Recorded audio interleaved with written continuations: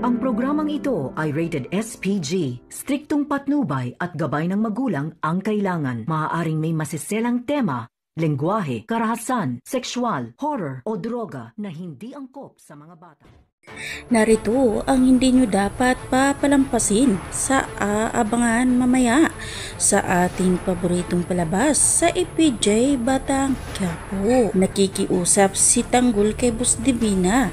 Kung pwede ay hihiramin niya muna ang kanyang Star of Venus. Kaya laking gulat na lang ni Boss Divina nang nagdesisyon nga si Tanggol na kukunin muna ang Star of Venus sa kanya. Pero nagpapaliwanag naman si Tanggol kay Boss Divina dahil iba nga daw ang pakikiramdam niya kapag hawak niya ang Star of Venus, dahil naniniwala nga si Tanggol sa swerte, kaya pakiramdam niya kapag hawak niya ang kanyang Star of Venus ay siswertihin siya. At dahil papasukin nila ang pasugalan, kaya hindi na nagdadalawang isip pa si Boss Divina na ibigay ito kay Tanggol, at pinaalalahanan nga ito si Tanggol na iingatan niya ang Star of Venus dahil mahal ito. Kaya malaking pasasalamat ni Tanggol kay Boss Divina dahil pumayag ito na ibalik sa kanya ang Star of Venus. At hindi rin nagtagal, pumunta na nga sila sa casino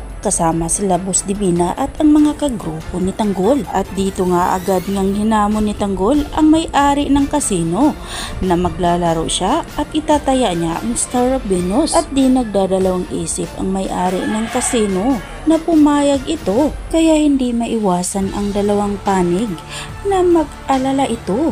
Maangkin kaya ni Tanggol ang casino kapag mananalo siya sa larong ito?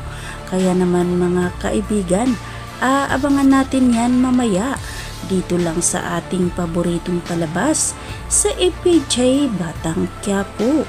At huwag po sana ninyong kalimutan na i-like, i-share at pahingi na rin ng isang subscribe.